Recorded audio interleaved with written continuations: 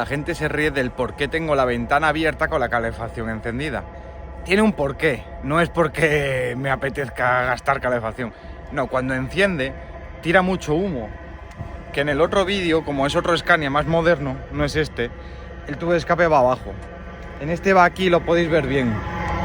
Esto es el tubo de escape por donde sale el humo que quema el calentador de la calefacción. Y eso tira mucha peste.